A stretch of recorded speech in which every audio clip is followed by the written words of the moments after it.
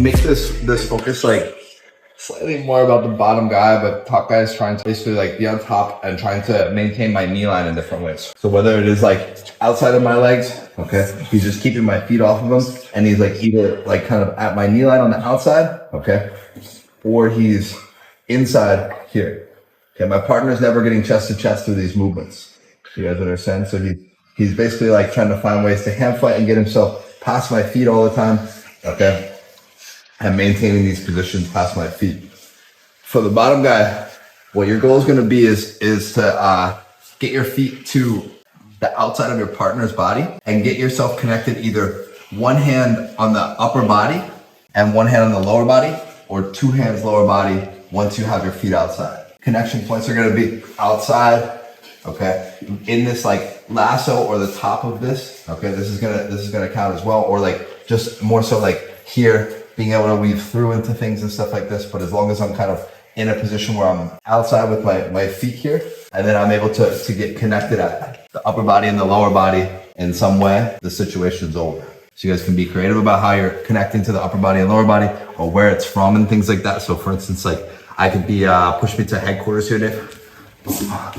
Okay, I could be in headquarters here, and if I can get like lower body, foot outside, and head, right? This is gonna be the same situation. My feet are on the outside here, and I have one lower body and one upper body. Or potentially like I said, maybe two lower body, two legs, or something like that.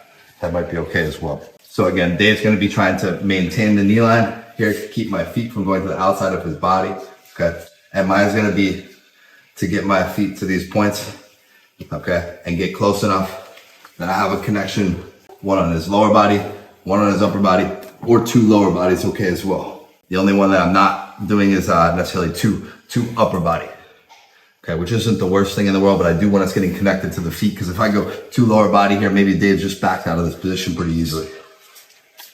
Right. Once we kind of have ourselves sticky to our partner's body like this, and like maybe something like a key master or something like that, we want to stop them from retreating and going backwards. So this is why like connecting to a leg, at least one of the legs would be helpful for us here, right? And then an upper body maybe to like move that and help us move that. So it's just, we're just making connections in this specific area while our partner is trying to maintain the knee line. The bottom guy wins when he's able to make and maintain connections on the outside of the body like that, with two connections, with both hands connected, right? Top guy is continuous though, trying to stay on the knee line. Cool. It's a nice fit, actually. Yeah, you like this one? Yeah. It's okay. The shorts are very PJ. Shorts, what? Yeah, I like it.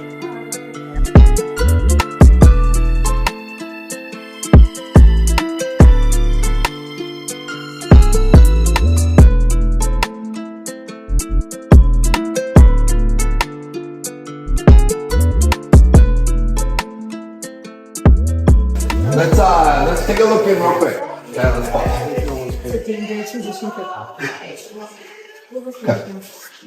You know, I think that like to initiate a lot of offense off of our back, probably it's really important for us to get like our feet or knees inside of our partners. That starts with like either, you know, like I said, like just really basic inside positioning like this, as far as like two butterflies or something like that. I'm gonna have a lot more offense from this position, okay, than I might from like a position like this. Okay, unless I'm playing just closed guard. Same goes for like once I do have a connection or something like that. You guys can see that at this point, like once I turn my knee to the inside, even though like my foot is outside, my knee is inside, and this would kind of constitute an inside position. And now I have offense from this position. Now I have inside position because my knee went inside. The importance of what we're doing right now, we can build a lot of retention off of our back. Us continually hunting inside of our partner's legs, okay, is almost always allowing our feet to face downwards and not be rigid. You know, allowing more offense for my partner here to do things and flank on me and stuff like that, and create more offensive cycles out of this. I can keep my legs a bit more rigid through this. Okay, what I see is a lot more like letting people control your feet. You know, like I see people can let them control their feet, and then not only that, but like push them all over the place. You know what I mean? But if I'm a bit more stubborn about people controlling my feet and keeping my feet rigid and facing my partner's upper body here, okay, it's gonna be a lot more difficult for this guy to like get himself into really good passing positions. Okay, because if you're having somebody that's constantly like pushing themselves into these types of positions and stuff like that, man, this is like a pain in the ass to constantly have to recover off of and things like that. But I'm trying to get myself back to this more rigid position where my feet are facing my partner, okay, and my legs are a bit more rigid. Do you guys understand what I mean by rigid a little bit here? Because when I'm looking around, like I even have like a support frame right here to help keep this one rigid and facing him, instead of allowing him to kind of like just do this with my feet. Okay, I'm trying to be stubborn about keeping my feet facing this guy, working them to the outside of his hips, and then getting myself connected at 2 points. And then we would like start working inside in different ways to start attacking our partners. From a like recovery standpoint, it's going to be pretty important for us to like be pretty good with the supine there and having our feet on the outside and things like that.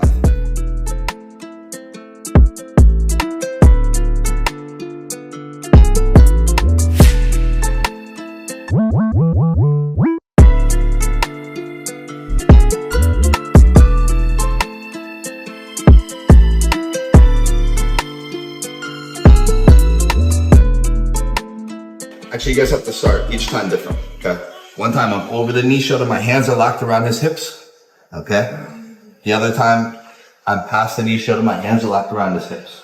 Or even a butterfly, you guys can play from as well with locked hips, but I've already eaten the knee, okay? So I'm already kind of cinched at the hip right here. For this one, for the knee shield, or for the inside, and all of these I have my hands locked on. All I want from my partner here is I want him to get both of his feet onto my body. Meaning like literally the soles of his feet as he fights back out of this in some kind of way to my body. And then it ends the situation for him. That's how he wins this situation. It's just by getting his feet onto my body. For me, all I need to do is get myself under one of his elbows. Here, here, here, here, under an elbow connected with a head, okay? I don't need to necessarily have a pin just yet or anything like that. I just need to be able to transfer myself from the hips here where I'm connected to basically the shoulder line where I have the head and arm trapped, from the like front facing on the back facing, rear facing from the back, pin, you know what I mean, with an underhook on either side. Cool, you guys following? It doesn't matter if I have the knee shield on. If you get a good underhook and connection, that's still going to be a win for you. Yeah, you know what? I know it's a little bit like quasi, but like if there's a frame or a wedge and you're on the shoulder, it doesn't count. If I'm here, this doesn't count. Put a butterfly in. Here, this doesn't count either. Okay, I need to clear this wedge somehow, or that frame that's inside of there. I would feel better about like being at the hips in both of these positions and being spread out right here. You guys understand?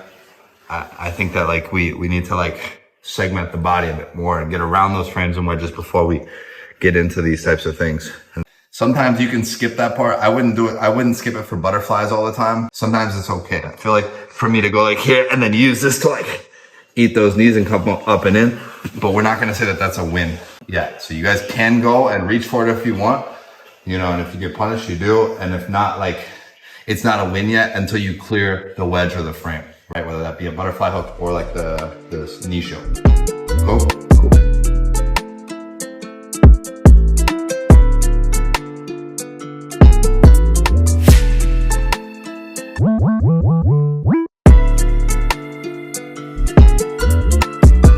Singular hook in. You guys could be under an elbow if you want, whatever that means for you. My goal is going to be to submit Dave. No limitation on how I can submit him.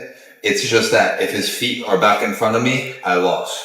So from here, I could take the back. I could go back to a headlock. We could land into a mount. Side control, any of this stuff. This is all still live and I'm trying to submit Dave. Okay. This is only over once I submit Dave or once Dave's able to manage to get his feet back in front of me again.